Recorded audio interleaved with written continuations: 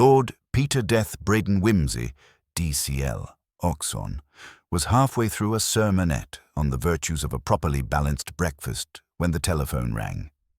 He had been addressing, not altogether seriously, the breakfast table at Pagleham Hall, a fine Jacobean pile recently fitted with electric light that flickered like an ingenue at her first London ball. His host, Colonel Sir Archibald Catterick, C.B., D.S.O., gazed through 2 inches of unmilitary grapefruit as Whimsy elaborated upon the epistemological frailty of marmalade.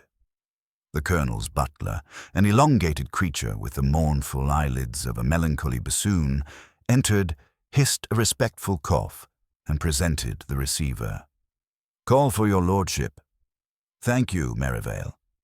Whimsy accepted the instrument as though it were an over-delicate Fabergé egg. Lord Peter Whimsy speaking, though admittedly deprived of coffee. "Ah, yes? Indeed. Most irregular. Very well, carry on."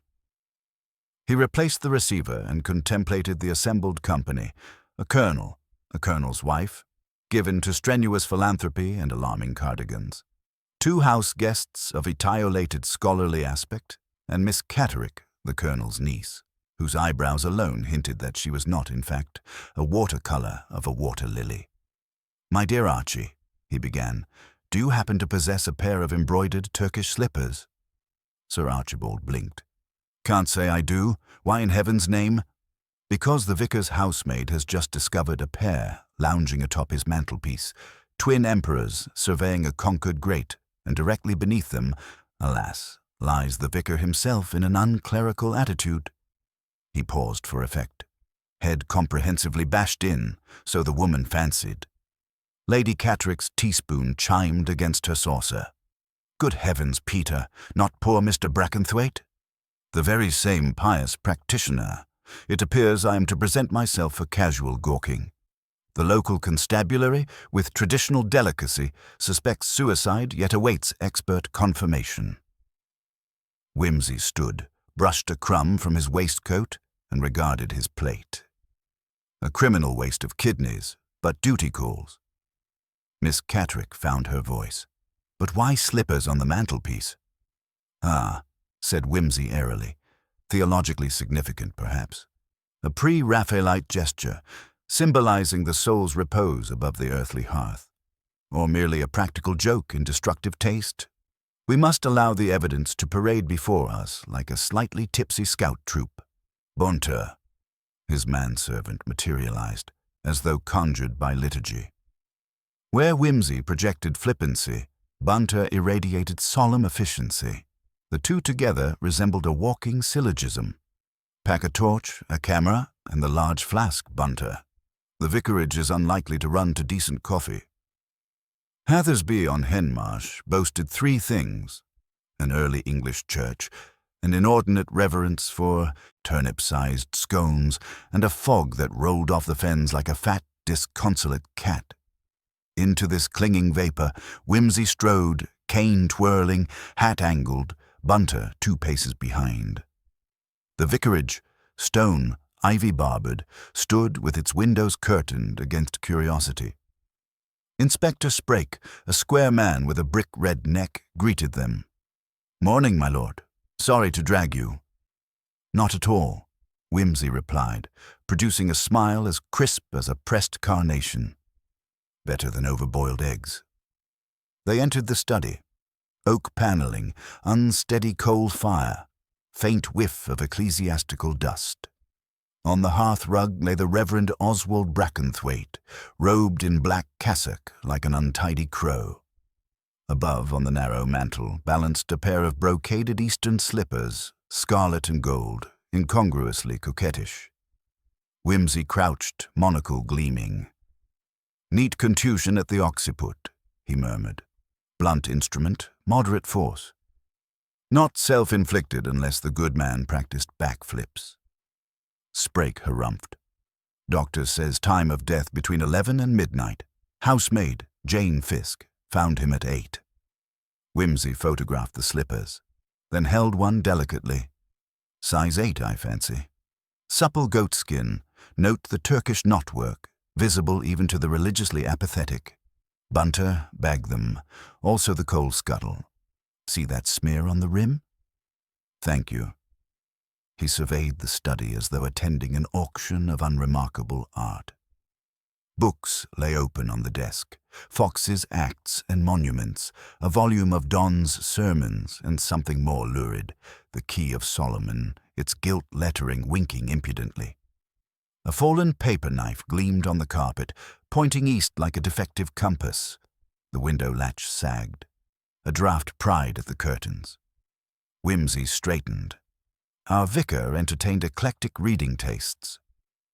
A dabble in the occult, Sprague suggested, hopeful for a headline. Or an amateur interest in comparative theology. Anglicanism leaves room for hobbies. Whimsy's tone implied only mild amusement. Any signs of forced entry? None. Door locked from the inside. We had to break it. Windows, just that latch loose. Ah, so the ghost obligingly opened the latch, murdered the poor reverend, arranged his slippers with aesthetic care, and evaporated. The supernatural remains admirably house-trained. Sprague flushed. I make no claims of ghosts, my lord. Quite so, Inspector. Scotland Yard's attitude toward phantoms is notoriously pragmatic. Bunter emerged from behind a tall bookcase.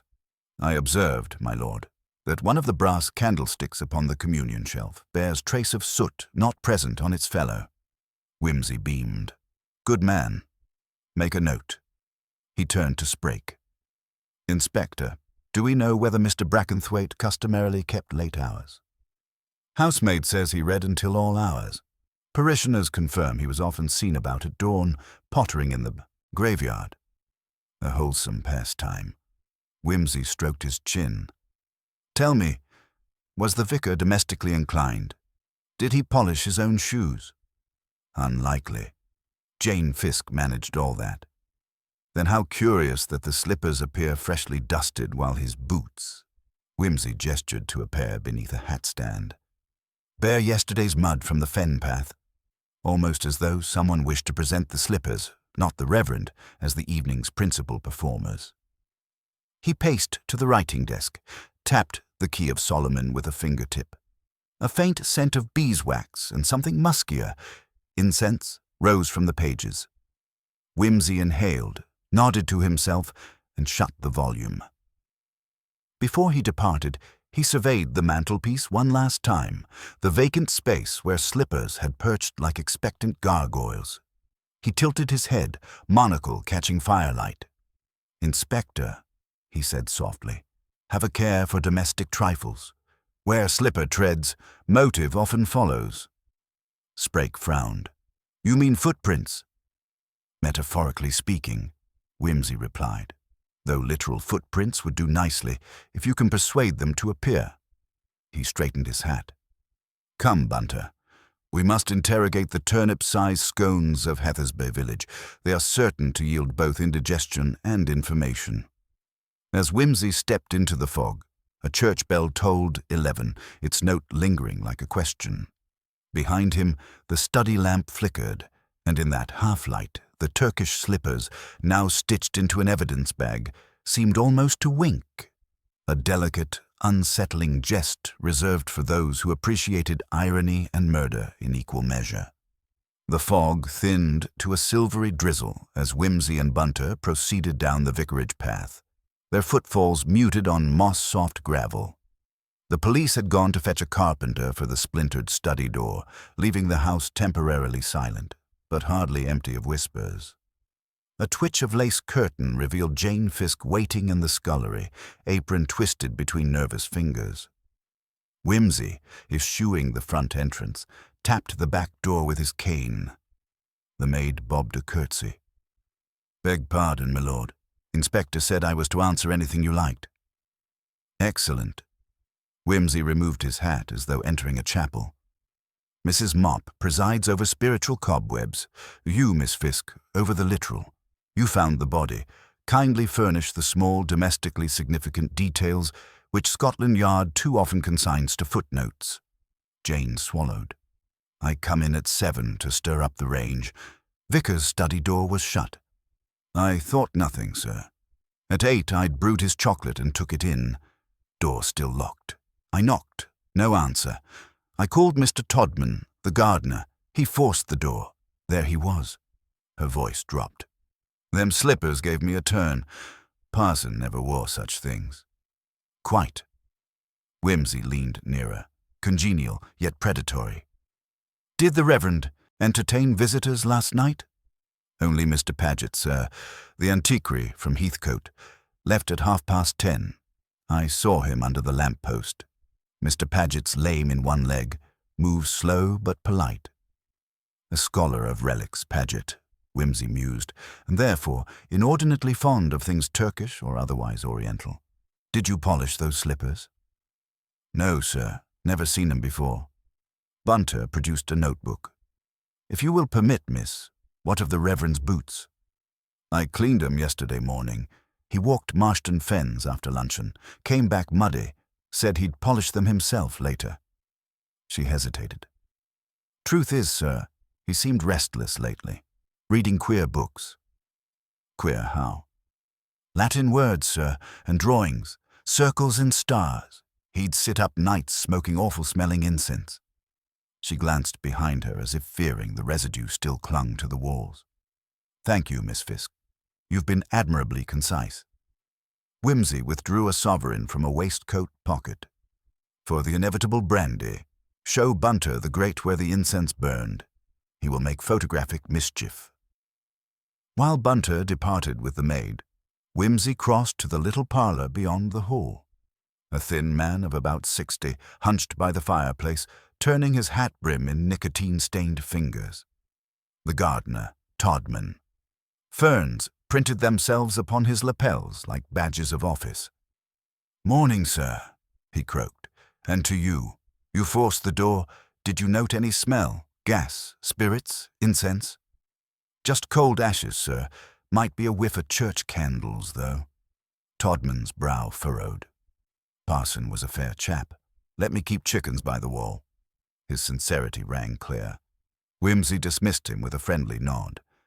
Bunter returned balancing a cardboard cylinder of photographic plates. Incense burner still warm at the base, my lord. Last used no earlier than midnight. I observed candle wax upon the page ends of the Key of Solomon, likely dripped while the Reverend copied something. Alchemical doodling at bedtime. Very parishioner-friendly. Whimsy slipped through the front door and into the road.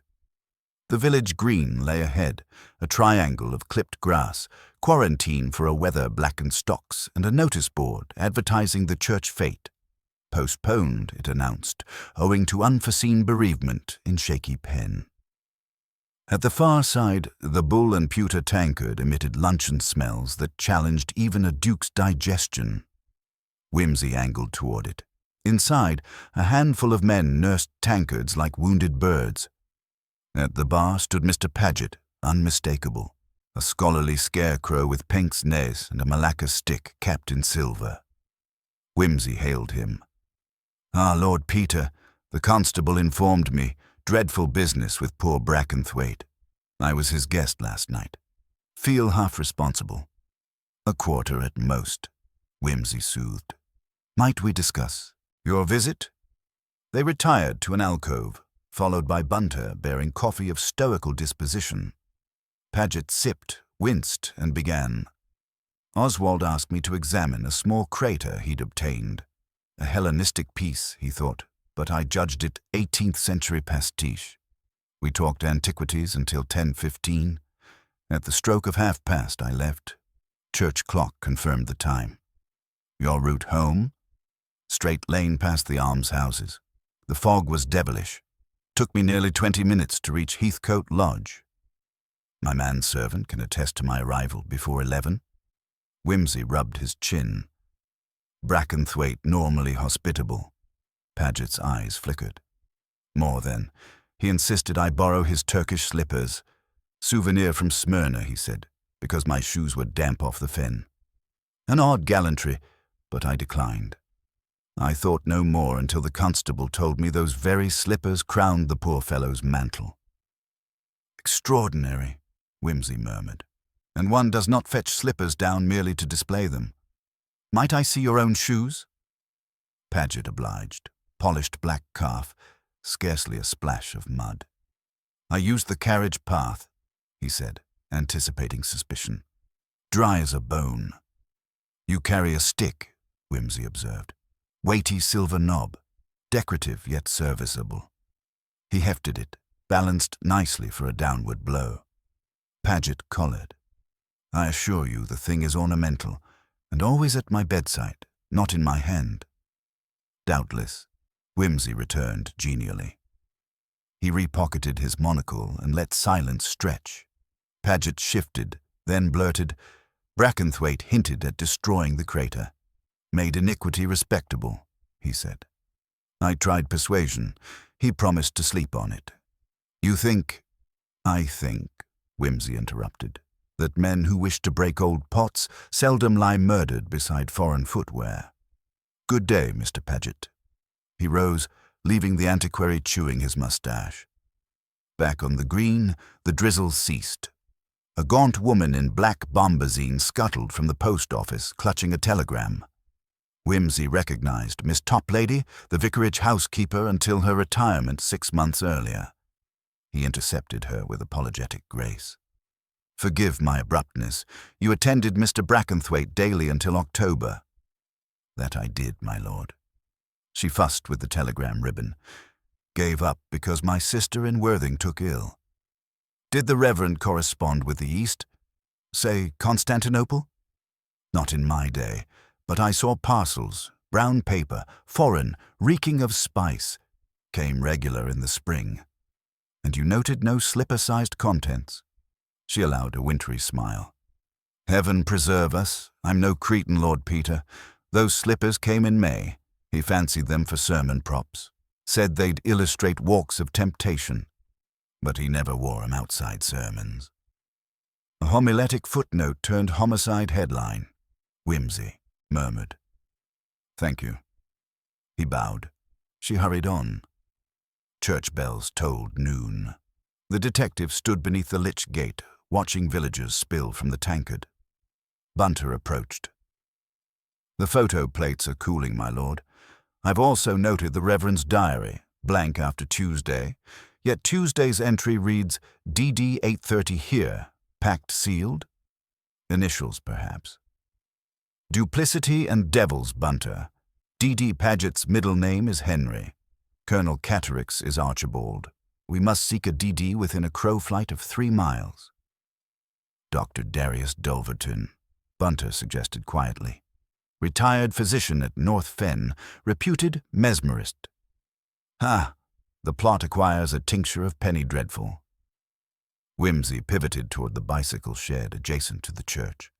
A battered Raleigh leaned there, maroon frame, tires traced with fen clay. He touched a finger to the rear mud guard. Still tacky.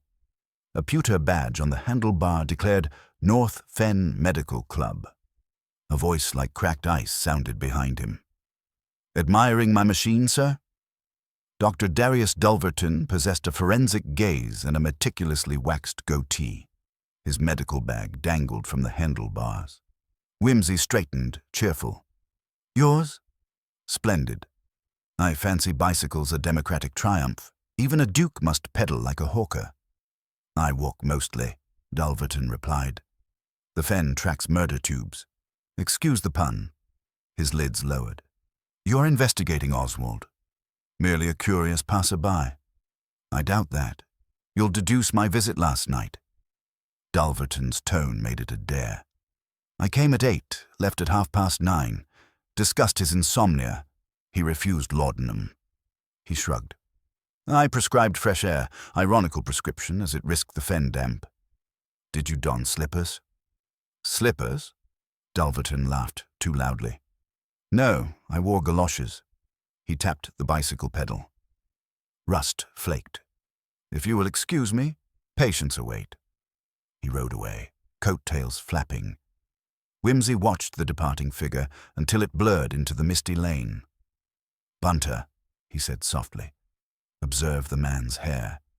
Immaculate, yet upon his shoulder a fleck of beeswax, very like that upon the vicar's occult volume. Coincidence flavors our pudding, but rarely sweetens it. What next, my lord? We must re-examine the study door's lock. Whimsy set off at brisk pace. If Dulverton departed at 9:30 and Paget at 10:30, our window for murder narrows to 2 precarious hours, unless, of course, the murderer engineered a lock that answered to his key even after we smashed it. Back inside the vicarage, Whimsy knelt at the mangled lock, tweezers poised. He extracted a glinting filament, thin copper wire coiled like a watch spring. Aha! Homemade latch picker. Bunter, remind me to ask Dr. Dulverton about his surgical catgut supply. He studied the hearth anew. Ashes had been disturbed, perhaps by the earlier police search, but beneath lay unbroken shapes. With a poker, he teased out a charred sliver of parchment, letters visible through soot. Solemn vow and blood bound at midnight. The edges bore melted wax and a torn crimson thread. Whimsy rose. Bunter, I venture the Reverend intended a melodramatic ritual. Part research, part moral demonstration. Someone else saw performance value in turning theatre into tragedy, using the slippers as stage property. Fetch Inspector Sprake. We shall have a word with Dulverton before his afternoon surgeries. As Bunter departed, Whimsy settled into the armchair opposite the lifeless grate. The study smelled of damp ashes and forgotten incense. Outside, the church clock began its 1/4 chime, clear as water. Whimsy closed his eyes, arranging silhouettes of slippers, candlesticks, bicycles, and copper wire upon the inner stage of his mind. One by one the images revolved, until 2 shapes overlaid perfectly. The silver-knobbed stick and the hollow Turkish slipper. He opened his eyes, startled at his own fancy, yet increasingly certain that murder here was less who than how, less motive than mechanism. Irritatingly simple, he murmured, when one recognizes the ghosts are strictly mechanical. He stood, eager suddenly for the outdoor air, where even a fen mist felt honest. The front gate creaked. Miss Catterick arrived breathless from Pagleham Hall, her eyebrows at full alarm. Peter, Uncle Archie is furious you stole the Colonel's motor without permission. Good heavens, you're unhurt. I thought, the fog? My dear Helen, Whimsy beamed, you bring sunlight. Tell the Colonel his Bentley pursues justice at 60 miles per hour and will return presently with a murderer pinned like a dead beetle upon the bonnet. He kissed her hand, then strode down the path, calling over his shoulder, Trust me to be back for luncheon, unless I become lunch myself. Miss Catterick watched him vanish into the shifting whiteness, a slim figure swiftly absorbed by the fen's breath. Somewhere a rook cawed. Somewhere else, church bells continued their calm enumeration of time that, for one man at least, had abruptly and violently stopped. Whimsy walked with long strides down the lane to North Fen, the mist folding around him in slow swirls as though reluctant to part for human feet. A few geese honked with injured authority in a distant yard, and the sharp outline of a crow darted once overhead before dissolving again into the greyness. He had left behind a dead man, a ceremonial scrap of parchment, and a houseful of whispered contradictions, but the figure that loomed ahead in his thoughts was neither the late Reverend nor the furtive Mr. Paget. It was Dulverton, educated, exacting, and possessed of an oddly theatrical taste in secrecy. At North Fen, the land broke unevenly, the road suddenly narrowing into a track stitched with puddles. The physician's house came into view like a sullen blot in the weather, an asymmetrical stone edifice with oddly pointed eaves, as if some architectural mind had tried to graft a Gothic poem onto a gamekeeper's cottage and lost its nerve halfway. Whimsy approached the door, where a large brass knocker shaped like a serpent coiled about a crucible glared at him with eyes unnecessarily red. He raised his cane and knocked twice. The door was opened by a youth in a gardener's coat, hair flattened from a hat, hastily removed. Doctor's not in, sir. Gone to Old Thornby. Sick child. Then we must hope the child recovers swiftly. Whimsy said, stepping neatly past him. "But I've little time and a great deal of curiosity. Be good enough to inform Dr. Dulverton that Lord Peter Whimsy is inspecting his hallway in absentia." He crossed into the vestibule, taking in the dark paneling and high, crammed bookshelves. Medical texts stood beside Egyptology, and one prominent shelf held editions of Les Mystères du Louvre and De Nigromancia, neither strictly therapeutic. The youth hesitated. "I'm not too—" Bunter entered behind them, hat in hand, but presence imposing. "We'll be brief," he said. "It is a matter of justice, not convenience." Whether through confusion or simple awe, the youth vanished. Whimsy examined the corridor with a practiced eye. The floor was tiled, old encaustic work that had seen better polish, but the center bore a track of dried mud faintly smudged by a heel drag. The trail led to a back room, the consulting chamber, no doubt. Whimsy stepped in. The room was arranged with functional symmetry: 2 armchairs, a chaise, a desk, and a heavy curtain drawn halfway across a tall window. The hearth was cold, but a faint scent of opium, or was it camphor, still clung to the air like a whisper too shy to form a word. On the desk, laid out with disturbing tidiness, were items entirely ordinary in isolation: a medical bag, opened, a fountain pen resting across a prescription pad, and a folded cloth containing thin surgical cord, silver forceps, and what looked like a pair of glass slides etched with hexagonal grid lines. Bunter, kneeling, gestured to a heel mark near the window. "Print here, my lord. Fresh, deeper at the instep. Matches the type we found on the vicarage threshold. And the copper wire, Bunter, remember. These forceps could wrap it with surgical neatness. Let us not fall too soon into admiration. Murder has its craftsmen too." He turned toward the curtained window. "Now, why is this curtain only half drawn?" He stepped behind it and found the answer quickly. A bicycle tire, identical to the one seen earlier, rested there, half hidden by drapery, mud still clinging to its grooves. A neatly folded pair of galoshes lay inside the basket, strung to the frame. Paget's shoes were polished, yet the fen was sodden, and Dulverton claimed he bicycled, though no track marks were fresh on the path. Whimsy murmured. "Could this tire have made those prints outside the vicarage? Bunter, measure the treads against the photograph of the outer mudguard." "I have already done so, my lord. They match exactly, spacing, depth, and slant." "Then our dear physician has been economical with the truth. He did not ride to the vicarage. He walked." A voice cut across the conclusion, dry and unhurried. "Only a fool cycles across marshland in that fog, but I suppose you already know I am no fool."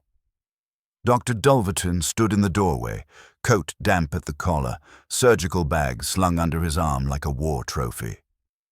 "You inspect my study without warrant, my lord." "I inspect your lies, doctor," Whimsy returned mildly, turning. "Warrant or no, the floor here speaks eloquently. You left last night for the vicarage on foot, though you claimed otherwise." "I changed my mind," Dulverton said. "The mist was thick. I had patience." "You had a ritual appointment."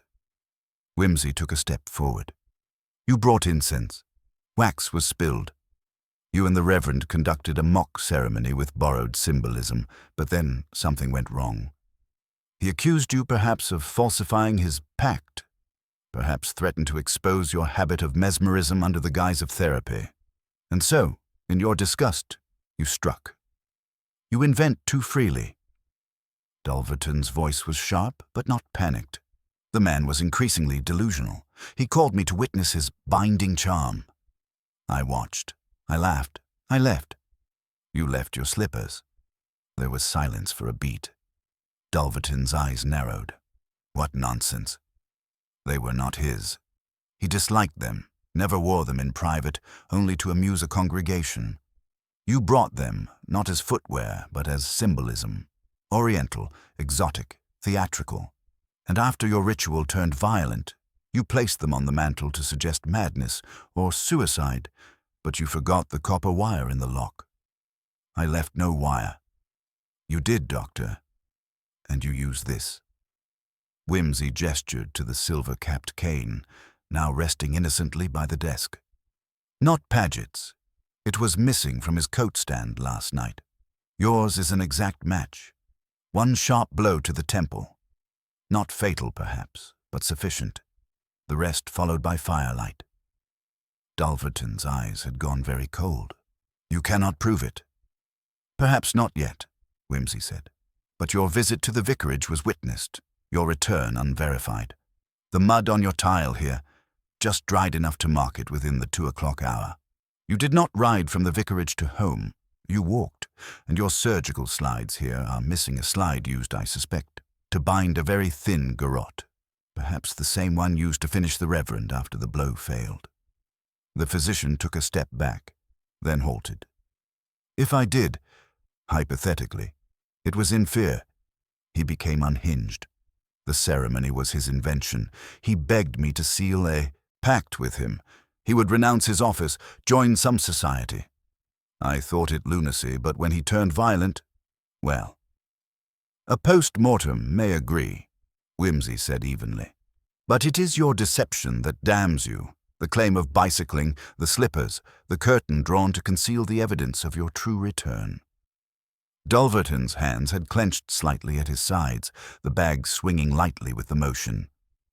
Whimsy caught the gesture and took one small, deliberate step closer, his voice softening. There is a part in Macbeth, I believe, about false faces hiding what the false heart doth know. You are not the first man to strike in the dark, but you may yet be the first to tell the truth before the hangman asks it. For a long moment the room held its breath. Then Dulverton exhaled through his nose, the fight draining slightly from his shoulders. He looked past Whimsy at the desk, at the tidy cord and gleaming slides, and finally said, I will write it down, my account, entirely, and you may take it. Whimsy nodded once, then turned to Bunter. Summon Inspector Sprake. Tell him he'll find the murderer has all his own instruments, both literal and metaphorical, and is, on the whole, cooperative. He looked back at the physician who had moved behind his desk and sat with a curious, tired grace. The morning mist had begun to filter through the study window again, pale and pitiless. Whimsy stepped toward it and drew the curtain fully back. Light slid across the desk like a benediction or a judgment. We are all actors in someone's morality play, Doctor, Whimsy murmured. You chose your costume poorly. A pity, really. Those slippers might have done you in another life. Excellent service on the stage. Inspector Sprake arrived sooner than expected, his police motor rattling to a halt before Dulverton's curious facade just as the physician finished the first page of his declaration. Bunter ushered the inspector into the consulting room while Whimsy lounged by the mantel, idly examining a brass phrenological head that served as Dulverton's paperweight. The inspector glanced at the half-written document. Ink still glistened on the final sentence. Sprake cleared his throat. Doctor, you are prepared to swear this is a full and free account? Dulverton nodded, though his hand trembled almost imperceptibly upon the pen. I shall sign each page. Very good. You'll accompany me to the station when you're finished. Sprake turned to Whimsy. I must say, my lord, you make swift work. Swiftness sometimes breeds error, Whimsy replied lightly. We must keep our mental shoes unscuffed, or at least polish them before luncheon. Sprake grunted. Weapon. Silver-topped cane, Inspector. Weight and circumference match the wound. Blood may cling inside the ferrule. Bunter has placed it in a sealed tube lest we shed unnecessary fingerprints. The inspector's shoulders relaxed. Looks airtight. Whimsy smiled almost apologetically. If only crimes favored our convenience. Permit me a final rummage. An eccentric mind stashes diaries in odd corners. With Sprake's begrudging nod, he drifted behind Dulverton's tall bookcase and pressed a concealed catch revealed by scuffed varnish. A low drawer slid open. Within lay a sheaf of notes tied with a crimson thread identical to that found in the vicarage hearth. He raised an eyebrow. Doctor? Dulverton looked up. His eyes widened, then shuttered. Research material, mesmer, Paracelsus, the usual curiosities. Curious indeed, because the Reverend's burnt parchment bore this thread. Forgive me, Inspector, but coincidence is beginning to feel like a glut in the market. Sprake reached for the bundle. Dulverton relinquished it with a rigid hand. While the inspector counted pages, Whimsy examined the twine's frayed end, cleanly cut with something delicate.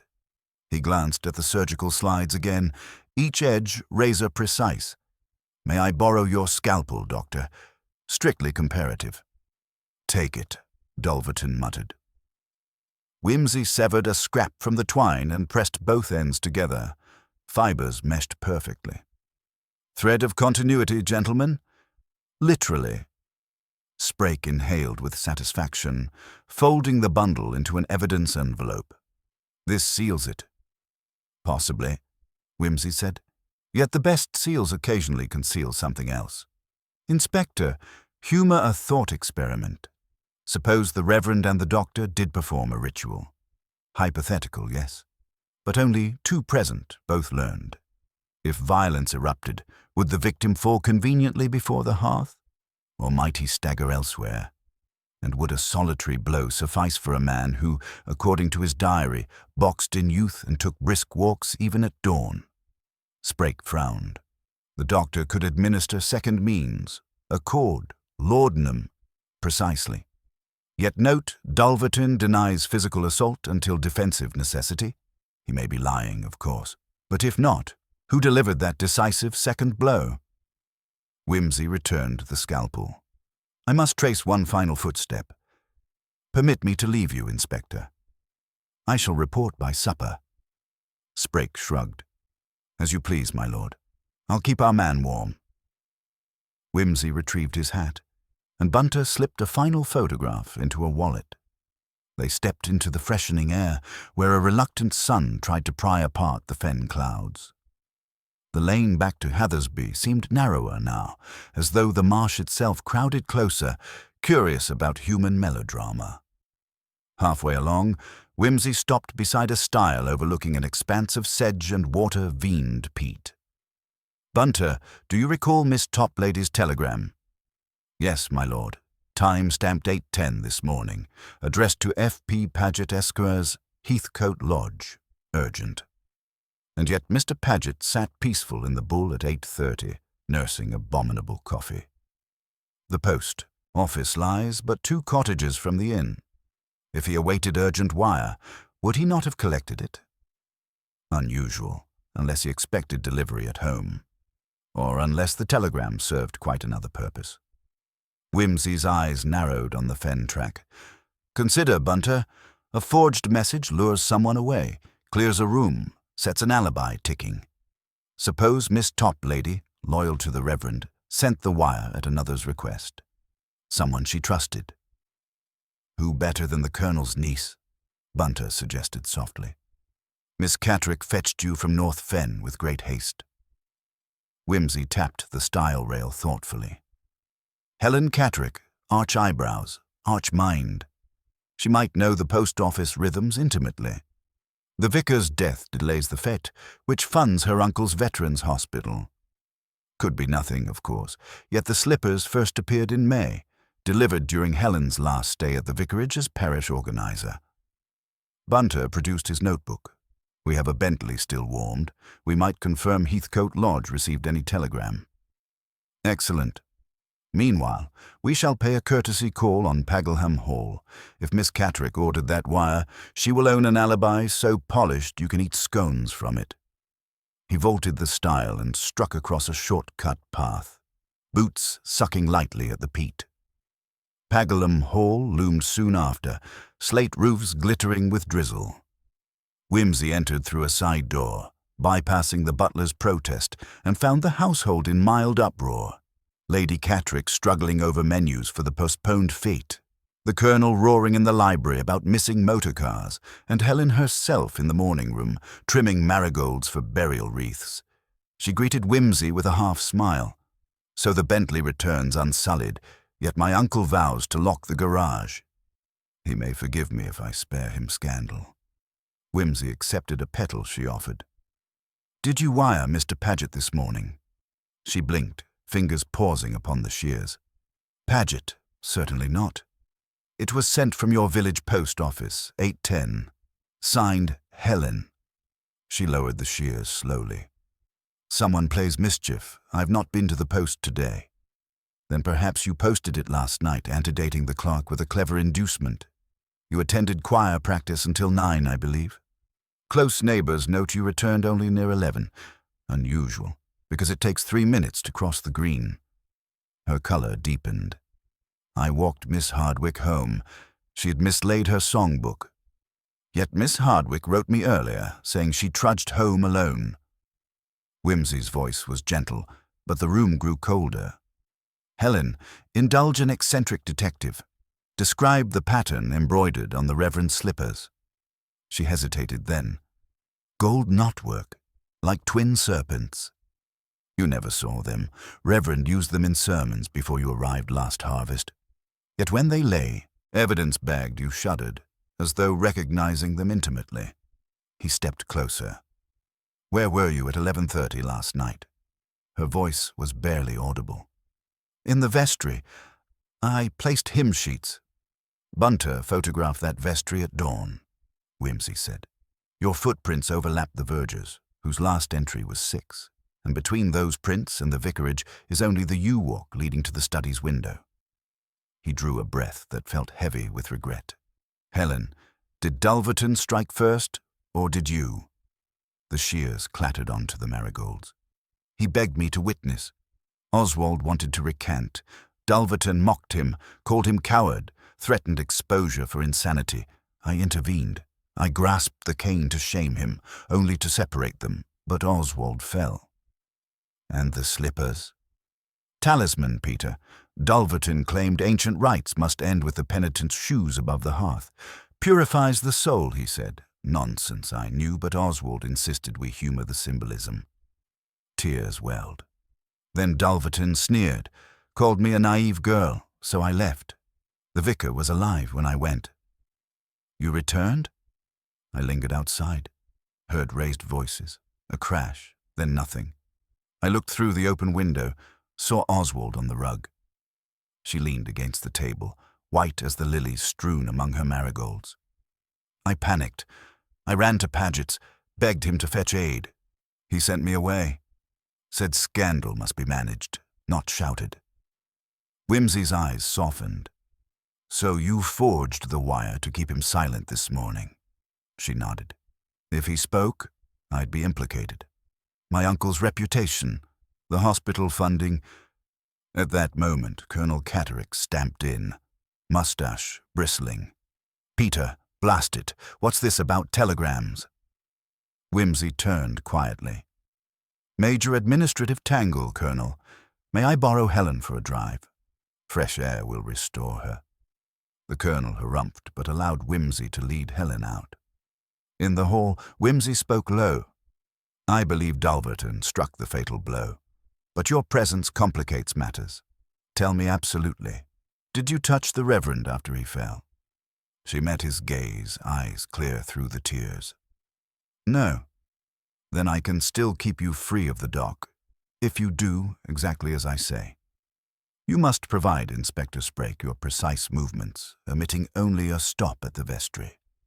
You walked Miss Hardwick home, returned over the green, and saw a light in the study window. Nothing more. Leave the rest to me. She swallowed. You would risk your name. I enjoy risking my name, he said, almost lightly. Besides, it is waterproof. Drizzle cannot mar it. Outside, the Bentley waited. Bunter, already at the wheel, watched the two with discreet concern. Whimsy helped Helen into the back seat, then bent toward his manservant. Drive Miss Catterick to Heathcote and leave her with Lady Paget. Keep her there until I call. Bunter inclined his head, started the engine, and the motor rolled away. Whimsy stood motionless until it turned the corner, then pivoted on his heel toward the path leading once more to Dulverton's house. If the doctor believes the stage darkened, he murmured. Let us raise the curtain again and see which actor truly forgot his lines. Whimsy retraced his steps to North Fen, his cane tapping lightly along the lane as though echoing his thoughts. The mist had begun to lift, revealing more of the low, brooding countryside, its every ditch and hedge now sharper-edged, less forgiving. He passed the crooked milestone near the old trough and paused, glancing at the faint bicycle track half erased by dew. The evidence, once hidden beneath softness, was beginning to harden, like truths taking shape from smoke. Dulverton's door opened before he knocked. The same youth stood there, expression blank but eyes too alert. "Doctor still writing?" Whimsy asked. "In the study, sir. Inspector's with him." Whimsy stepped in and made for the consulting room without hesitation. Dulverton sat rigid behind the desk, Sprake in a chair beside him, spectacles low on his nose as he scanned the confession. The air was thick with ink and the restrained unease of three men waiting on the interpretation of silence. "Finished your evening walk early, my lord?" Sprake asked without looking up. "Just long enough to confirm what I feared." Whimsy approached the desk and placed a hand on the back of Sprake's chair. "Dr. Dulverton, I must ask you one more time. Are you absolutely certain you were the only one in the vicarage when Reverend Paggy fell?"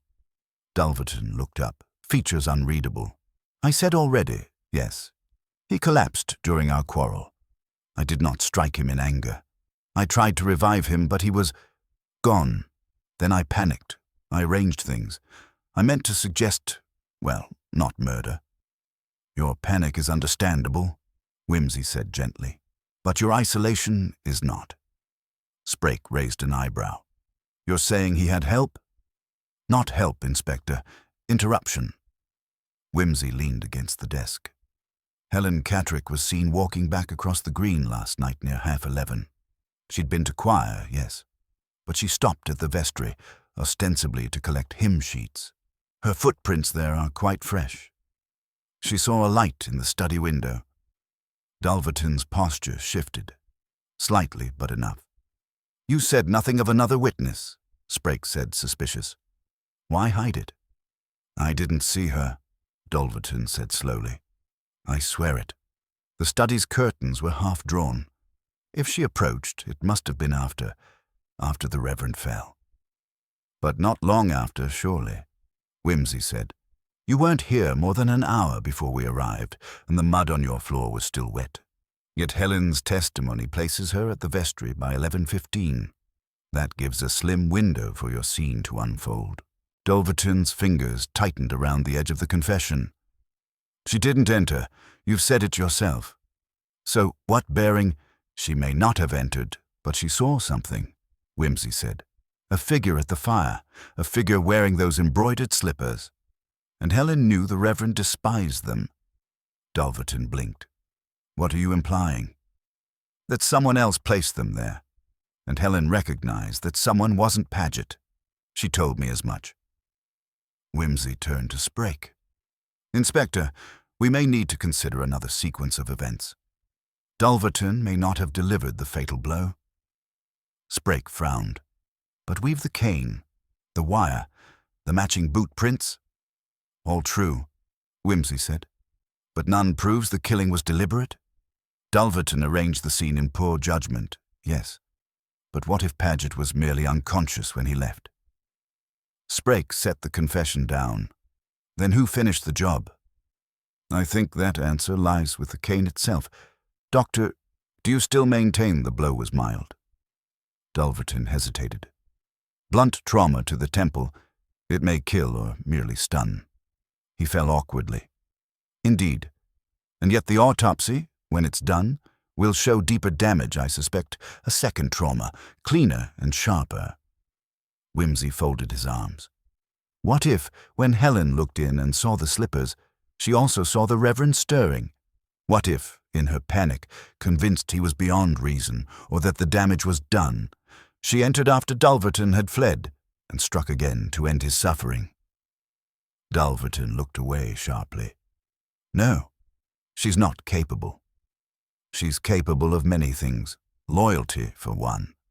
She forged a telegram to suppress the very timeline that might have saved you. She lied to protect your reputation, Doctor, though I suspect she knew what really happened. What we must ask now is, why would she feel such a need to protect you?" Sprake looked between them. "You're saying there's a relationship?" "I'm saying there was an understanding," Whimsy said. "Not romantic, necessarily, but a kind of kinship. Two minds too keenly aware of the Reverend's growing mania. Helen likely saw Dulverton as the only sane man left in the equation. If she thought he might hang for a mercy blow, she'd take that secret with her to the grave." The silence stretched. Dulverton stared at the confession, as if willing the ink to rearrange into a cleaner truth. Sprake sighed. "We'll need to bring her in." "No," Whimsy said. "Not yet." Sprake turned to him, brows rising. "Let me speak to her first," Whimsy said. "If there's a deeper motive, something she's yet to reveal, it must be coaxed carefully. She's not a killer by malice, but she may have played the final card." Sprake opened his mouth, thought better of it, and finally nodded. "She's at Heathcote, with Lady Paget, and guarded by Bunter's conscience." Whimsy left the house, again, this time without looking back. The sky had begun to bruise with twilight. The lane to Heathcote Lodge wound downward past an orchard that smelled faintly of cider vinegar and fallen apples. He found Bunter waiting by the gate, arms folded, expression unreadable. "She's in the conservatory, my lord." "Has she said anything?" "She's been very quiet. Lady Paget tried tea. Miss Catterick asked for brandy." Whimsy nodded. He stepped inside the lodge, the air rich with pipe smoke and lavender polish. In the conservatory, Helen sat on a wicker chaise, one arm resting on a table littered with wilted rose petals. She looked up as he entered, and he saw at once she had anticipated the reason for his return. "I hoped it would be you," she said. "Not the inspector." "I convinced him to let me speak first," Whimsy replied. He crossed the room and stood before her, not quite sitting. "Helen, we know Dulverton struck Paget, at least once, but the injuries suggest more. You were seen near the study shortly after he fell, and there was no sign of revival from the doctor, no attempt to raise help. Someone finished it." "I didn't want him to suffer," she whispered. He was twitching. His eyes were open but not seeing. There was blood, just a little. "I panicked." "Did you strike him?" She nodded once. "I used the cane he'd dropped. I told myself it was to end his pain." Whimsy's voice dropped. "But it wasn't." "No," she said. "It wasn't. I hated what he had become. He tried to make Dulverton perform that idiotic rite. Called it a pact to banish darkness. It wasn't religion anymore. It was madness. So you struck out of revulsion, not mercy." "I think I wanted him gone," she said quietly. "And I wanted Dulverton safe. He didn't deserve to hang for something I finished." Whimsy sat at last. "You must tell the inspector everything, Helen. Truth has a way of reducing tragedy, if not erasing it." She drew a breath, square and steady. "I will." He rose. "I'll fetch Sprake." As he left the conservatory, the last of the sun flared briefly across the stained-glass window, casting coloured fire across the room. Behind him, Helen sat very still, a shadow among dying roses. The truth had been spoken. Now came its cost. Whimsy crossed the flagged hallway of Heathcote Lodge at a brisk but measured pace.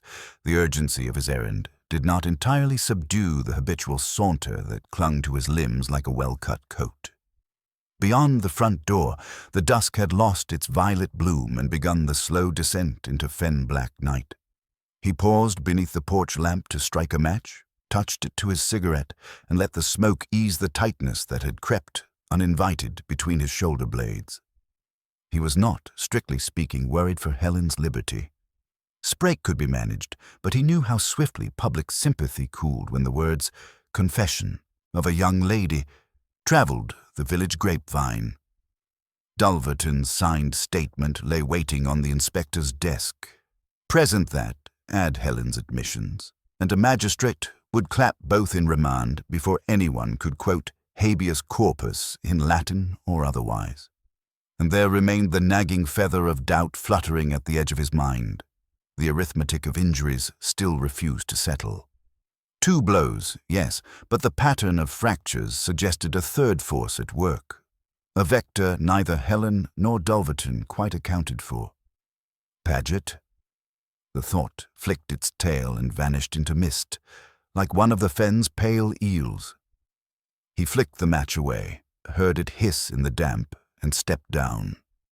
Bunter's figure detached itself from the shadows by the gate, gloved hands in overcoat pockets. "Motors ready, my lord." "Excellent. We collect Sprake and our good doctor, then the churchyard." Bunter did not blink. Long service had accustomed him to nocturnal errands of esoteric flavor. He opened the Bentley's door, and Whimsy swung in. The engine chugged, coughed, then settled into smooth propriety. They rattled out beneath arching yews, headlights slewing across the orchard's ghostly ranks of trees. At North Fen, Sprake met them on the threshold, coat collar risen against the wind. Dulverton emerged behind him, pale but composed, wrists now encircled by polite but undeniable irons. Whimsy greeted them as casually as one welcomes guests to a Sunday picnic. "My apologies for the late excursion, Inspector." Coroner Treadgold telephoned. "He has concluded his first look at the Reverend's injuries. There is something we must examine on site." Sprake grunted. "Treadgold said only that you'd requested fresh photographs." "Quite so. I fancy the evidence will oblige our journey." He took Dulverton's elbow, not unkindly, guided him into the rear seat, and signaled Bunter. The Bentley growled away, lantern pools of light leaping ahead on the rutted lane. They reached the church in 10 minutes, its square tower looming like an admonitory finger against the starless sky. Inside the lich gate, a single lamp burned, hung by the sexton at Whimsy's earlier bidding. Coroner Treadgold waited beside the open hearse doors, face owlish above his muffler. A canvas-draped shape rested on the bier. "Evening, gentlemen." Treadgold touched his hat. "Thought I'd best keep him here. Cooler. Haven't opened the skull yet, Inspector, but the external mapping is done. Lord Peter asked me to keep the cloth in place until you arrived." Sprake eyed Whimsy. "Very theatrical." "Tedious but necessary," Whimsy said. "Doctor, if you please." Treadgold folded back the canvas. The Reverend lay in burial calm, candle glimmer picking out the purplish contusion at the right temple, but also a narrower line across the crown, like a second punctuation mark written in bone. Treadgold lifted a photographic plate. The negative showed the same twin injuries stark in inverse. The first, broadly oval, fits a cane head, Treadgold explained. The second is a linear depression, sharper edge, lower mass, delivered with greater velocity. More fatal, too. That blow fractured the sagittal suture. Instantaneous. Sprake frowned. Dulverton's cane can't make that ridge. Nor Helen's second strike, Whimsy supplied. She swung the cane again, but too high. She caught the skull where you see bruising, yet no split. The lethal crack is older. See the marginal swelling. Paget's blow, I think, struck perhaps 10 minutes earlier. Paget left at 10:30, Sprake objected. Witnessed in the lane. Lame, slow. Slow, unless conveyed. Whimsy turned, eyes glinting. "Inspector, you know the vicarage driveway meets the paddock gate behind the almshouses. Paget's lodge keeper says his master arrived at 11, alone on foot. But who saw him between the vicarage and his own gate? No one. There's a side path skirting the green, barely cart wide. If Paget borrowed the Reverend's pony trap, he could cover distance swiftly, replace it in the vicarage stable, and hobble ostentatiously the remaining 100 yards. A man with chronic hip pain plans his shortcuts." Sprake considered. But motive? Ah. Whimsy's voice softened, almost wistful. The crater. A fake, yes, but rare enough to tempt a museum if sold through the right dealer. Paget knew it was pastiche, but an 18th century forgery still fetches hundreds. The Reverend, in scruples newly fervent, meant to smash it come morning. Paget, mired in debt, note his unpaid accounts at the Bull, protested. Tempers flared. The cane did its work. Sprake turned on Dulverton. You saw this? Dulverton shook his head miserably. Paget was gone when I arrived. Oswald lay on the hearth untended. I assumed collapse. When I knelt, I smelled spirits on his cassock.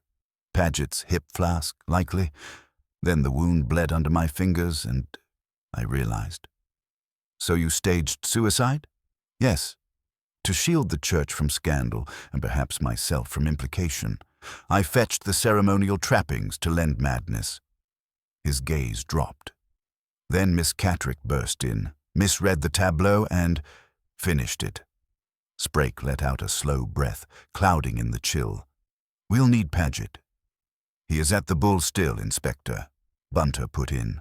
I observed his room light from the green. Whimsy replaced the canvas. We shall collect him forthwith. Meanwhile, Doctor, your cooperation counts favorably. I shall say so. They returned to the Bentley. Dulverton rode mute, cuffed hands clasped as though in prayer. The Bull and pewter tankard stood cheery in lamplight, unaware of its pending notoriety. Paget occupied the parlor, pipe in teeth, ledger open. He looked up in surprise, then alarm, as the party entered. Evening, Mr. Paget, Whimsy said, pleasantly. Discussion of ceramics. Might we impose? Sprake took charge. Within minutes, Paget, faced with coroner's photographs and Sprake's blunt cross-examination, abandoned bluster for sullen silence. His stick lay across his knees. Whimsy lifted it, unscrewed the silver knob. A smudge of dried blood shadowed the inner rim. Transport, Inspector, Whimsy said. We must examine his trap behind the vicarage stables. I doubt he scrubbed the wheel rims. Sprake signaled his constables. Paget rose grudgingly, lameness more pronounced yet oddly variable as he walked. In the yard his trap was discovered, shafts damp, one wheel spattered with flecks of clay identical to that trodden by the Reverend's boots. Confronted, Paget sagged like wet canvas. All right, he muttered. It was the fool's own fault. He raved about devils, threatened my scholarship. I tried to shake sense into him. With a stick, Sprake said. He grabbed it. It slipped. Whimsy's voice was almost kind. The first slip, perhaps. The second was deliberate. Paget lifted his head, eyes bleak. He said the crater would tempt men to vanity. Better shards than sin, he cried. I lost my temper. And found murder, Whimsy finished. At the station, Dulverton's statement was amended. Helen's deposition, taken gently, corroborated the fatal timing. The cane and wheel splashes sealed matters. By dawn, Paget occupied a cell. Dulverton, released on bail, stood exhausted on the steps. Helen waited beside a hansom, shawl drawn tight. Whimsy approached, hat in hand. Doctor, Miss Catterick, London may offer anonymity while the inquest runs its course. My sister has rooms. Helen's voice was small. Will they send him down? That depends on the jury. Paget's gout will not sway them, I think. She blinked tears but managed a brittle smile. You'll come to town, Peter? When the coroner releases us. I must testify. Dulverton extended a hand. You saved 2 reputations tonight, Lord Peter. Whimsy shook it gravely. One day, Doctor, you must save mine. Reciprocity is a charming social lubricant. They climbed into the cab. As it clattered off, Bunter appeared with 2 paper cones of fish and chips procured from a yawning stall nearby. Breakfast, my lord. Investigation burns calories. Whimsy accepted a cone and took a thoughtful bite. The eastern sky was paling, streaks of coral nudging the retreating night. Curious bunter, we chased demons masquerading as ritual, only to find ordinary jealousy skulking inside. He flicked a crumb at a hopeful sparrow. Yet perhaps the Reverend was right. Artifacts do tempt men to vanity. Even so, he hefted the cone in salute to the lightning heavens. I prefer mortal motives.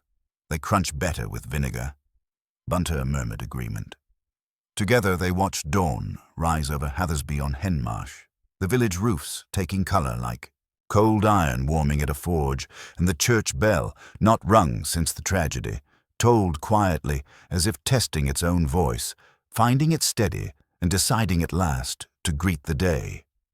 An hour after the fish and chips breakfast, Whimsy and Bunter were back at Paglum Hall, draped, as Lady Catterick put it, in the unmistakable perfume of the working classes. Whimsy disarmed her protest with apologies and slipped into the small morning room, where a pot of coffee steamed beside the Times.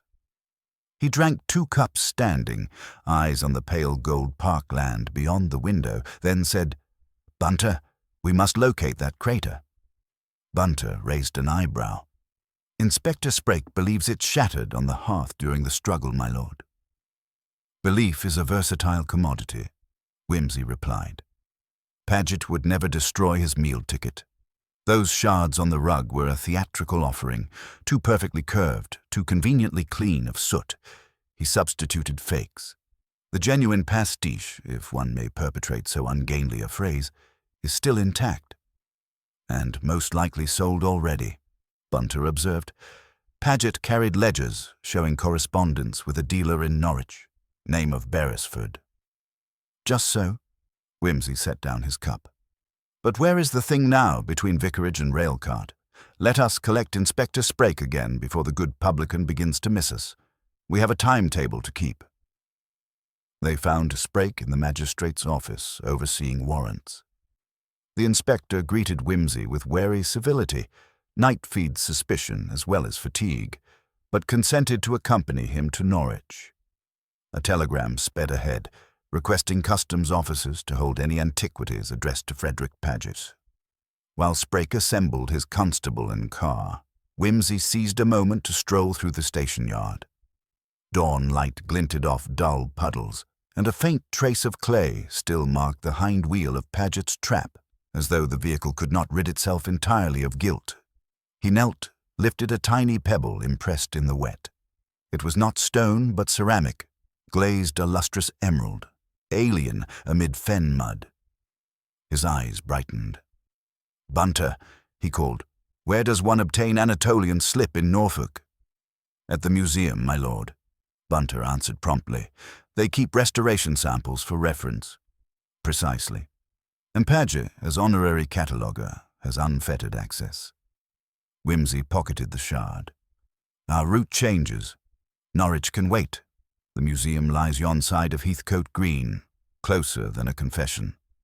Sprake summoned, grumbled, but followed. They took the police motor to the low-walled Georgian building that served as the Heathcote Antiquarian Museum. It was early, yet a dim light showed behind the curator's second-floor window. Whimsy rapped the door. It was opened by a bleary assistant who, recognizing the inspector's warrant card, admitted them without flourish. They climbed a spiral stair to a room lined floor to ceiling with cabinets. Malodor of dust and camphor hung thick as a sermon. In the center, crated specimens stood awaiting cataloguing. Whimsy paced the aisles, stopping at a canvas-covered crate labeled "Fragile Ceramic." He tapped the lid. "Paget's hand," he murmured. "I know his ends. They limp like overworked donkeys." Sprake wedged a pry bar and raised the lid. Nestled in straw lay a 2-handled bowl whose golden tan glaze gleamed even in meager light. Whimsy drew it out gently. The massive volutes, the serpentine vines were far too crisp for ancient Hellenistic work. Even a novice would suspect Georgian fancy, or worse. Yet the rim bore fresh impact on one side, a neat crescent chip as though a cane head had dealt final punctuation. Sprake exhaled. so the murder weapon dented the prize. More likely the reverse, Whimsy corrected. The pupil protecting his master's cane inadvertently christened his treasure. Paget had to hide both crime and damage, but he treasured reputation above life. A man convinced of his own scholarship will kill rather than become a byword for gullibility. A rustle sounded behind a cabinet. All eyes turned. The assistant stepped back as Sprake drew his revolver. "Come out." A figure emerged, Mr. Beresford, the Norwich dealer, lanky and red-eyed from an uncomfortable night's watch. He lifted trembling hands. "Curator promised me early viewing. Is that the crater?" His gaze was voracious. "Exquisite." Sprake cuffed him for show, then marched him downstairs to take statements. Whimsy replaced the relic, resealed the crate, and wrote across the top in bold, indelible pencil, "State evidence. Do not remove." Back in the hall, the assistant handed Whimsy a telegram addressed to F. Paget, C.O. Heathcote Museum. Sent from London the previous evening, it read, "Offer increased. Dispatch tomorrow. Payment upon receipt." The sender's initials matched Beresford's. Whimsy pocketed it and turned to Sprake. "There you have it. Motive gilded." Paget feared the Reverend's moral scruples would obliterate a £400 windfall. Sprake looked almost cheerful. "No jury will take pity on him now. But what of Helen Catterick, my lord? Crown Counsel may still add accessory after the fact." Whimsy's expression sobered. "We safeguard her dignity where law permits. She acted in chaos, not conspiracy." He did not add that chaos was itself an indictment. The law seldom made such fine distinctions. They returned to the magistrate's chambers by noon. Paget, now stripped of bluster, signed a full confession. He claimed the first blow was accidental, but conceded placing the slippers to deflect attention and admitted forging the shards. Dulverton's charge was reduced to interfering with a body and perverting justice. Bail stood. Sprake promised to recommend mercy for Helen, noting her service to local charities. Late afternoon found Whimsy back at Pagham Hall, seated in the library with Colonel Catterick.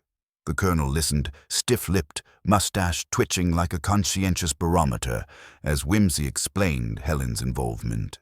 When the tale reached its crest, her ill-judged second blow, the colonel uttered a low groan and covered his face. Whimsy allowed the silence its space. At length, the old soldier straightened. "We'll do what's required," he said. "She'll face the magistrate, but the regiment looks after its own. Solicitors, doctors, parsons, the best. And damn it, Peter, I thank you. Truth's ugly but cleaner than rumor." Whimsy inclined his head. "You taught me that long ago, sir, when you organized that mock court-martial at Eton over a pilfered jam-tart." The colonel's eyes watered. "Good God, boy, you remember." "Every crumb," Whimsy smiled. "Now, if I may borrow your Daimler, I must deliver a letter to London. My mother expects a summary in classical verse." He rose, and the colonel shook his hand fiercely. Outside, the twilight burned crimson, a warning flare across the marsh. Bunter waited with coats. They drove in companionable silence until the hedgerows gave way to open fen once more. Halfway to the station, Whimsy spoke, softly but distinctly. "I erred, Bunter." "My lord?" "I allowed sentiment to weight the scales. Helen's blow, though non-fatal, was not born of mercy alone. Jealousy may have lurked. Dulverton is a handsome wrong soul. Reverend a fanatic. Yet I suppressed that remark before Sprake, for dignity's sake." He sighed. "We detectives fancy ourselves surgeons. Sometimes we stitch a little too snug." Bunter kept his eyes on the darkening road. "Even surgeons allow for healing, my lord. A jury may show the same charity." "I hope so, else my conscience will nag like a cheap watch." They reached the station. The London train whistled in the distance. Whimsy handed Bunter the emerald shard. "File it with the photographs." Reminder that truth hides in small, bright things. He stepped onto the platform. "Come up tomorrow. We'll dine at the cafe opposite Scotland Yard. Cod's roe and congruence. Invite Inspector Sprake if he craves civilization." The guard's whistle shrilled. Whimsy swung aboard, hat tilted, cigarette alight. As the train clattered out of Hathersby, he leaned at the window, watching the fen lights recede to pinpricks. Somewhere beyond them lay the vicarage, quiet now, and the study where Slippers had once surveyed a tidy grate. He murmured a line from Dawn, something about souls not parted but expanded like gold, and smiled, because, for all its grotesque incidentals, the case had proved precisely that, a human heart stretched thin till it snapped. London lamps rose in the distance, and with them, new enigmas no doubt waiting. Whimsy straightened, flicked ash into the rushing dark, and turned toward the corridor, already rehearsing the Latin epigram that would close his report and, perhaps, soften his mother's editorial pen. The compartment lamp swayed and clicked as the express slid through the Kentish suburbs, washing the upholstery in alternating bands of coal smoke shadow and sodium glare. Whimsy had folded himself into a corner seat, knees drawn up, notebook balanced on one immaculate trouser knee. Opposite, a commercial traveler slumbered with the purr of a discontented cat. Each time the wheels screamed round a curve, Whimsy's pencil paused, waited for the shriek to die, then resumed its thin, rapid scratching. Latin hexameters emerged, not without protest, but sufficiently plausible that the Dowager Duchess would be soothed. He paused to supply a caesura, gazed out at the unrolling night, and let his mind backtrack through the case, testing joints for creaks. Paget's motive, profit sharpened by wounded vanity, stood firm. Dulverton's tampering, a doctor's unholy urge to tidy death, fit sadly with the man's temperament. Helen's ill-starred intervention, though still a blur of mixed impulses, was at least chronologically sound. Yet one hinge remained untested, the crater's provenance. Paget had sworn under caution that he found it in a Cambridge dealer's attic sale 6 months earlier, but Whimsy recalled a rumor, half-laughed over sherry, of a vanished shipment from Smyrna 3 years past. If Beresford's interests reached farther east than Norwich, Paget's purchase might be deliberate fencing rather than gullible enthusiasm, and that altered both the scale of his guilt and the likely ferocity of his defense. The train slowed into Victoria.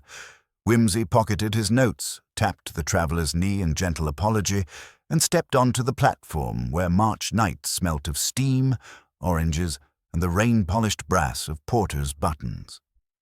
Bunter materialized from another carriage, valise in hand. They exchanged a glance that covered a paragraph. "Car waiting out front, my lord. Lady Helen and Dr. Dulverton lodged at Duke's Gate. Mr. Murbles telephoned. Sir Impey Biggs desires a conference 8:30 sharp." "Sir Impey's appetite outruns his digestion," Whimsy murmured, moving with the flow toward the lamps. "One of Mrs. Popham's deviled kidneys, and he will declare the habeas charter a typographical error. Did you wire photographs?" "Delivered to his clerk at 6. He also has the Shard and Beresford's telegram." "Excellent. The Crown will prance, but Biggs always lands on his feet." In Eaton Square, Sir Impey was indeed pacing his study, a landscape of law reports and cigar ash. He greeted Whimsy with the air of a man interrupted at chess mid-mate. "Peter, well done flushing that Norfolk rook, but the board's not cleared. Judge Luffield sits at the inquest. He dislikes theatrical evidence." "I shall wear my plainest tie," Whimsy promised, sinking into an deep armchair. "Your problem, Impey, is shepherding 3 defendants through one gate. Paget faces murder, Dulverton abets, Helen, Helen. Needs severance," Biggs snapped. "Jury must view her separately, or sentiment collapses beneath Paget's malice. Doctor pleads accessory after mischance. Girl pleads misprision with moral excuse. Paget shoulders the gallows. Neat, but only if we burn that crater to atoms." The Crown already bagged it. Then we bury it in scholarship. Biggs plucked at an invisible thread. Cambridge sale catalogues, Turkish export ledgers, anything to prove it valueless and kill the robbery motive.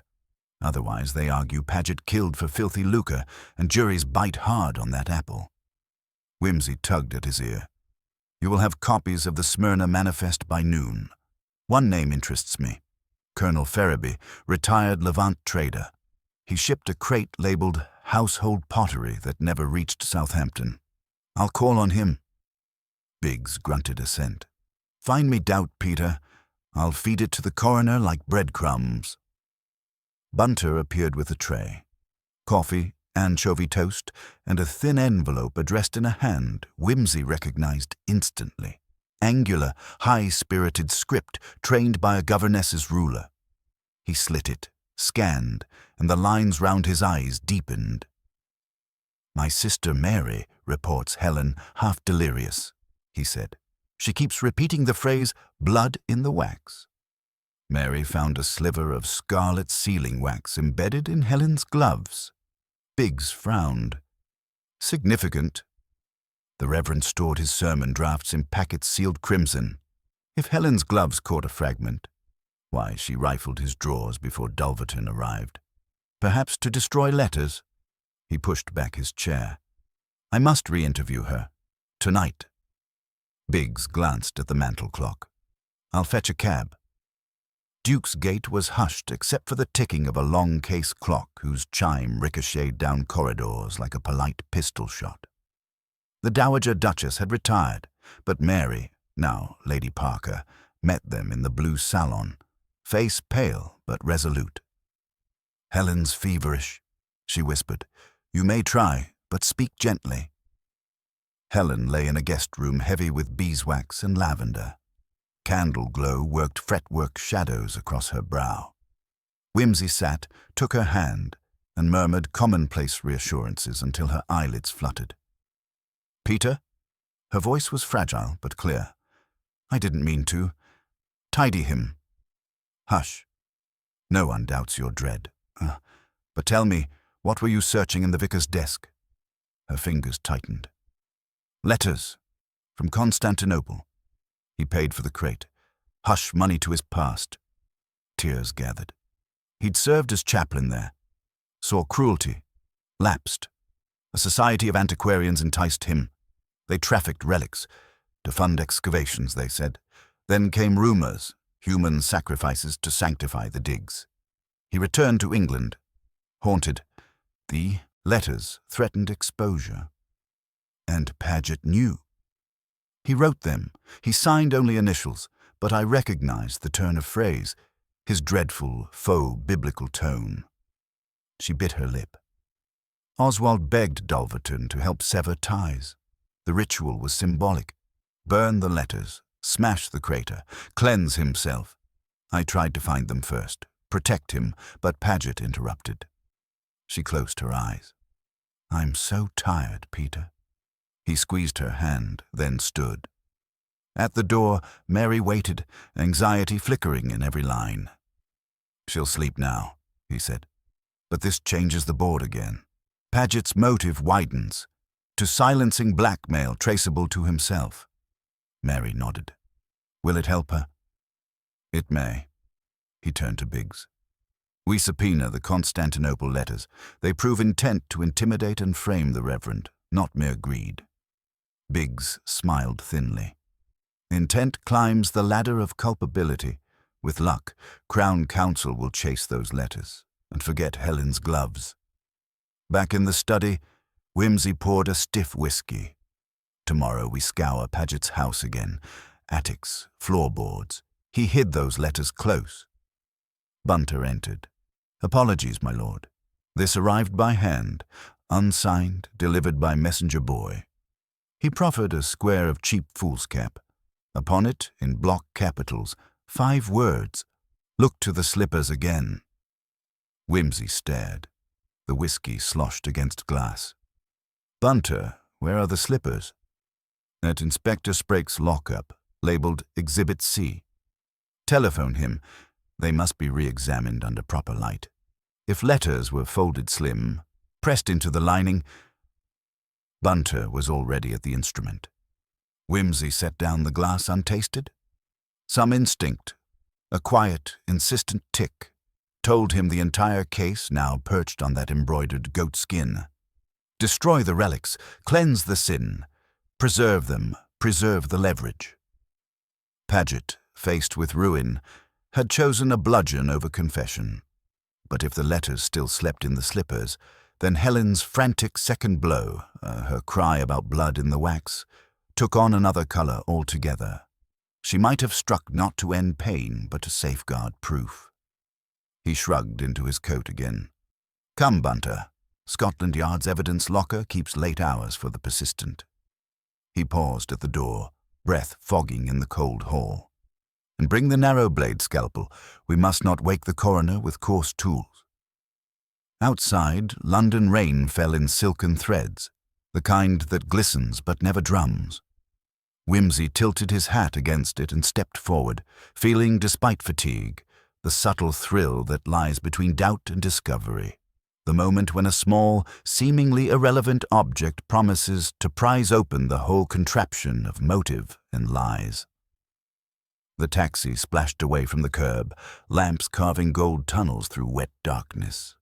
Behind them, Duke's gate windows faded, and with them the troubled face of a girl who had tried to edit sin with a cane and found the task beyond her strength. Ahead, somewhere among 1,000 locked drawers and pigeonholes, lay 2 slipper-shaped secrets, perhaps stained with sealing wax, perhaps with blood, waiting for a detective's thin knife and a question no evidence could dodge. Whimsy leaned back, let the cab's motion hum beneath him, and recited softly a line from Horace. Etiam capillis unus habet umbram. Even the smallest hair casts a shadow. Tonight, he thought, goatskin might do the same. The cab hissed to a stop before the rear entrance to Scotland Yard, the rain now a steadier drumbeat upon the roof. Whimsy emerged without haste, eyes narrowed against the wet and the hour, Bunter stepping close behind with a slim leather case under one arm. A constable in a cape admitted them silently, recognizing Whimsy and giving Bunter the brief nod reserved for fellow functionaries. The corridors were hushed, save for the faint creak of oilcloth beneath slow boots. The building at this hour retained the gravity of a cathedral after Vespers. Inspector Sprake waited beside the evidence room, grey-faced but upright, rubbing a chilled hand along the spine of his ledger. "Evening, my lord," he said with minimal irony. "Didn't expect you till morning." "Circumstance rarely observes timetables, Inspector," Whimsy replied. "Have the slippers been touched?" "Still sealed in the brown paper you saw packed." He gestured. "Cupboard 3, clerk's inside." The evidence room was cold and smelled faintly of gun oil and damp linen. Bunter crossed to the cupboard and drew out the box marked Exhibit C, footwear, male goatskin, size 9/122. Whimsy took it to the central table, unwrapped the layers with slow, deliberate fingers. The slippers lay precisely as he recalled, soft, well-worn, with the left toe slightly curled from years of fire-watching. Nothing obvious spoke of murder or betrayal. He set the left aside and lifted the right, weighing it in his hand. Bunter opened his case and laid out a scalpel, forceps, and an oblong magnifier. Whimsy turned the slipper sole up and bent low, inspecting the stitching along the instep. "There," he said softly. "A swell. Barely the width of a thumbnail, but fresh. The leather's been prized and pressed again." He slipped the blade delicately beneath the lining, working with the precision of a surgeon shaving down to a buried artery. A faint crackle rewarded him, and the scalpel tip caught against something thin and brittle. Gently, with the forceps, he drew forth a paper tube, tightly rolled, sealed with a hard crimson lump, its wax flaked and dulled by friction. "Sealing wax," said Bunter. "And not from a tobacconist's token," Whimsy murmured. "This is the Reverend's private wax. He had it made specially in St. James's, mixed with beeswax and cinnabar to match the altar seals. I remember the receipt in his account book. He held the letter to the light. It's his hand. Look, the long F's, the squat ampersands. Sprake leaned in. Will you open it? Not yet. We photographed the seal first. Whimsy passed it to Bunter, who set to work without hesitation. If this contains what I suspect, Whimsy continued, then Miss Catterick's second blow was not just confusion nor even fear. It was insurance. She meant to prevent this letter from falling into hostile hands, perhaps even Dulverton's. Sprake frowned. Dulverton? He seemed honest enough. He is honest, painfully so. But I'm no longer convinced he knew the whole truth, or that Helen believed he could bear it if he did. Whimsy turned, his voice low and clipped. What if the letter contains Oswald's confession, not of cowardice or complicity, but of deliberate association with that antique smuggling circle in Constantinople? What if he permitted ritual abuses, even condoned them? He may have repented, wished to make amends, but such knowledge could shatter the mild illusion Dulverton built around him. Helen may have wished to protect him as much as herself. Sprake exhaled slowly. You paint a tangled skein, my lord. Whimsy gave a brief smile. Life frequently forgets to hem its edges. Bunter returned with the letter, now photographed in full. With a thin blade, Whimsy sliced the seal and unrolled the sheet. The ink had blotted in places, but Oswald Catterick's voice came through clear as church bells. To whomsoever finds this, I write in trembling conscience. I cannot meet my God without accounting for the darkness I once called duty. In Smyrna, I served more than my parish. A circle, secret, scholarly, persuaded me to assist in ceremonies meant to purify ancient soil before excavation. I was told they were symbolic, but I saw pain administered, saw children cry out, and oh God, I blessed it. When I learned how the antiquities were procured, smuggled, sold, I recoiled. Yet I said nothing. I feared scandal, exile. Instead, I returned to England, wrote sermons against false idols, and burned my journals. But the past clause. Paget knows. He sent veiled threats. Tomorrow I shall break the crater, the last symbol of that deceit, and beg my daughter's forgiveness. I do not know whether I deserve either act. I only know I can no longer endure the silence. Oswald Catterick. No one spoke for a long moment. Then Sprake, clearing his throat, said, Well, that puts steel to the spine of your case. It puts a blade to Helen's, at least, Whimsy replied quietly. She feared this letter would become a weapon, used to paint her father monstrous, Paget a reformer, herself complicit. So she tried to bury it. In doing so, she made it a relic instead. Sprake nodded. We released the content under seal to Crown Counsel. I'll file the letter with chain of custody notation and send the rest for handwriting verification. Whimsy rewrapped the slippers with meticulous care. Have the label changed. Item contains written confession of decedent. Handle with reverence. At 4 a.m. they returned to Duke's Gate. Bunter brewed coffee with chemical accuracy, while Whimsy wrote a line to Mary. Found what Helen feared. She was not wrong to fear it, but we are closer now to justice than punishment. He sealed it and left it on the hall table. The sky had begun to pale faintly in the east. Whimsy, too restless for sleep, paced the sitting room, cigarette ash dotting the marble like punctuation. It still hinges on Paget, he muttered. The timing. Did he read this letter before striking? Or did he kill Catterick for fear of exposure before such a document existed? Bunter, ever practical, replied, Your lordship may soon know. Beresford has turned cooperative. He claims Paget posted something urgent the night before the murder. A slim parcel, no return name, but registered. Then we find that parcel. If it's a copy of the letter, or reference to it, we prove premeditation beyond simple quarrel. And if it's merely financial, then we hang Paget for greed. One way or another, the truth deserves its moment. At that moment, the front bell rang. startling both men. Bunter answered. A telegram boy stood dripping under the portico. "From Norwich, my lord," he said, shivering. "Police station." Wimsey took the envelope. It read, "To Lord Peter Wimsey, confession from Paget obtained.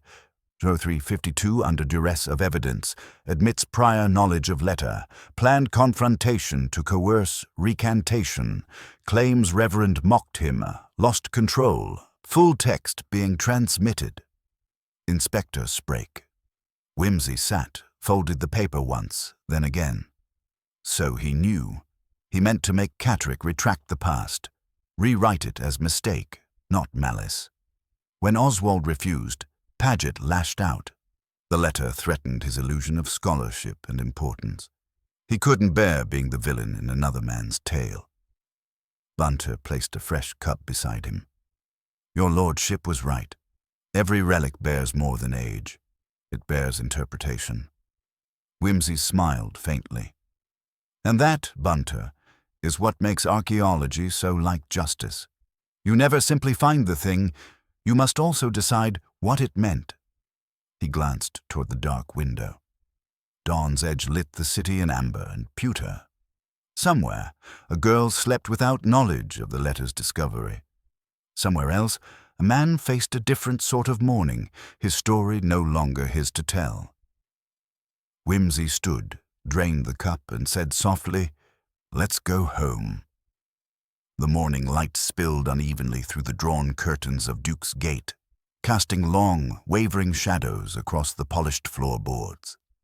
Wimsey stood near the window, fingers lightly tapping the sill, eyes distant but alert, replaying the telegram's contents in his mind. The confession from Paget had opened a door, but it was still a door locked from the inside, and the key lay somewhere, deeper in the tangled web of motives and half-truths. Bunter moved quietly behind him, setting down a tray with fresh coffee and toast, the familiar routine a quiet anchor against the churning uncertainty. "Shall I prepare to meet Sir Impey at the office, my lord?" "Yes," Wimsey replied without turning, "and arrange for the full text of Paget's confession to be copied. I want to compare every word with the letter from the Reverend. If there are discrepancies, they may reveal where the truth fractures." The day ahead promised no respite. The coroner's inquest was due to resume late this afternoon, and the Crown's Counsel would demand answers that might yet hang on Helen's fragile condition and Dulverton's strained loyalty. But beneath the official proceedings, another investigation was unfolding, one driven by Wimsey's insatiable need to unravel the human threads woven through the cold facts. At Scotland Yard, the atmosphere was brisk, efficient, but tinged with a quiet tension. Sir Impey Biggs greeted Wimsey with a nod, eyes sharp and calculating as ever. "I trust the confession confirms our suspicions." "To a degree, yes," Wimsey answered. "Paget admits to prior knowledge of the letter and a planned confrontation. His claim that the Reverend mocked him suggests a personal animus, which aligns with his volatile temperament. But I suspect there's more beneath the surface." Biggs arched an eyebrow. "You think Paget's defense will rest on passion rather than premeditation?" "Perhaps. But the letter's existence means premeditation cannot be wholly denied. It will be a delicate balancing act to thread the needle between murder in heat of passion and cold-blooded silencing." Biggs smiled thinly. "Then we prepare both lines. The jury will thank us for the choice." While the legal gears began to turn, Wimsey summoned Dulverton for a private conversation in a quiet room away from the clatter of paperwork and voices. The doctor's face was drawn, shadows under his eyes betraying sleepless nights and internal struggle. "Doctor," Wimsey began gently, "I understand your loyalty to the Reverend and to Helen, but I must ask, how well did you know Paget?" Dulverton hesitated, then said quietly, "Not well. I saw a man driven by obsession, a man desperate to reclaim a scholarly reputation through the crater and its story. But the darker whispers, the threats to Oswald, I only learned recently."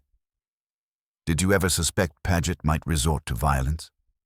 Not until it was too late. Even then, I hoped it was a momentary lapse. Whimsy studied him a moment.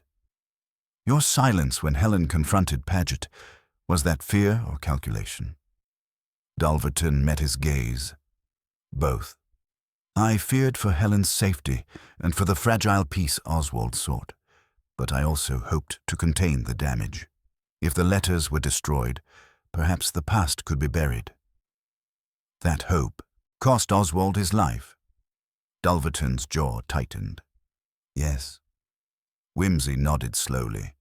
You must be forthcoming at the inquest. Your honesty may yet save Helen. Returning to the corridors, Whimsy was intercepted by Mary, who had been waiting anxiously. Her eyes betrayed a mixture of relief and worry.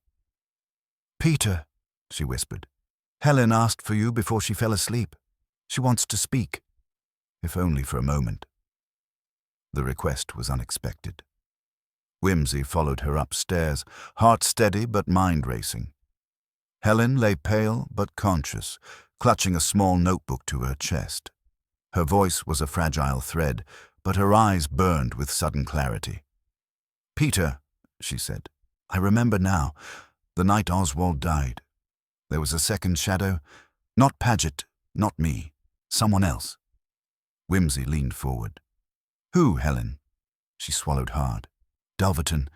He came after I left Oswald's study. I heard raised voices. Voices I did not expect. Then a crash, a heavy thud. When I returned, Oswald was on the floor and Dulverton was changed, angry, frightened. I think he hit Oswald. The revelation cracked the calm surface of the case like a thunderclap. Whimsy's mind raced to realign the pieces. Why did you not say this before? Helen's fingers tightened around the notebook. I was scared. I didn't want to believe it. Then Paget's threats silenced me. Whimsy's gaze was steady. Thank you, Helen. This changes everything. Leaving her to rest, Whimsy met Bunter in the hall. We must speak to Dulverton again, understand this new accusation fully, and find witnesses to confirm the timeline. Bunter nodded. Shall I prepare to escort you to the hospital? Yes. Time is against us. The afternoon sun was waning when Whimsy confronted Dulverton in the sterile hospital room where the doctor was recovering from exhaustion and guilt. Dulverton's defenses were low, his hands trembling as he faced the truth laid bare. You heard Helen's words, Whimsy said calmly. Is there any truth to them? Dulverton's eyes filled with tears. Yes, I argued with Oswald that night. I begged him to withdraw from the circle, to stop the madness. But he mocked my fears. When he laughed at me, at the sacrifices and the relics, I lost control. I did not mean to kill him, only to silence him. Whimsy nodded slowly.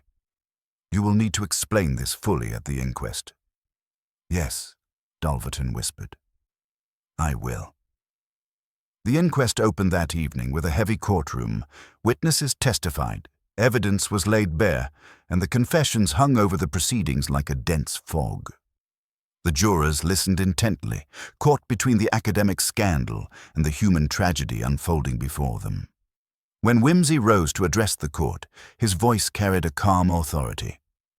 Gentlemen, he began, this case is not one of simple murder or robbery, but of the collision between hidden pasts and desperate present. Paget, though guilty of silence and threats, did not strike the fatal blow. Dulverton, in anguish and fear, acted without premeditation. Helen Catterick, caught in the storm of loyalty and love, sought to protect those she cherished, even at the cost of her own innocence. As the judge prepared to sum up, Whimsy's gaze swept the room, lingering on Helen's pale face and Dulverton's weary eyes. The truth was out, fragile yet undeniable. Outside, the rain had stopped. The first star blinked into the twilight, a quiet witness to justice delicately balanced between mercy and consequence. The story was far from over, but for the moment the shadows had retreated enough to reveal the fragile outlines of truth and the human hearts that beat within. The courtroom had emptied with the slow resignation of a theater after the final act. Audience dispersed, curtains drawn, the lingering scent of drama and unspoken regrets hanging in the air. Lord Peter Wimsey remained seated a moment longer, fingers loosely clasped, eyes contemplative beneath his well-arched brows. The inquest had returned its verdict. Culpable homicide with diminished responsibility. Dulverton's confession, corroborated by Helen's timely testimony, had shattered the neat narrative the prosecution sought to weave. The eager machinery of justice, so often impatient for certainty, had instead been confronted by a truth complex enough to demand compassion. Wimsey rose, smoothing the lapels of his coat, and made his way through the marbled corridors. He was met outside by Inspector Sprake, whose usual gruffness was softened by a trace of admiration. "Well, my lord," Sprake said, "you've tangled the threads of this case into a knot I didn't think possible. Paget's threats, the letter, Dulverton's breakdown, nothing about it was straightforward." "Straight lines," Wimsey replied, "are seldom drawn in human hearts, Inspector. We are all more labyrinth than corridor." They walked together toward the waiting motor car, the London sky overcast but holding the promise of clearing. "Your slippers, Wimsey," Sprake added with a rare smile. "Still on the mantelpiece?" Wimsey chuckled, the sound dry and deliberate. "Indeed, it seems the slipper was less a clue than a metaphor. Comfort misplaced, a symbol of something hidden in plain sight. The devil, as always, is in the details." As the car pulled away from Scotland Yard, Wimsey leaned back, a faint expression of satisfaction touching his features. The case had not offered the tidy closure so beloved by lesser minds. Instead, it had revealed the human shadows behind the gilded facades, the desperate acts born of love, fear, and shattered faith. At Duke's Gate, Mary awaited with tea and the quiet warmth of home. Wimsey allowed himself a brief smile as he entered the room, shedding the weight of the day's revelations like a well-worn cloak. "To justice tempered by understanding," he said softly, raising his cup. Mary's eyes twinkled. "And to slippers, always oddly placed." "Precisely," Wimsey agreed. "In mysteries as in life, one must look beyond appearances, for it is the small, overlooked things that often tell the greatest truths." He settled into the familiar armchair, the city lights flickering beyond the window like distant stars. Somewhere in the quiet, Helen would begin her slow healing, and Dulverton would face the consequences of a fractured conscience. Wimsey's gaze drifted to the fading evening. "We solve puzzles not to boast of cleverness, but to lay bare the hidden depths of humanity. That is the final justice." And with that, the night enfolded Duke's Gate once more.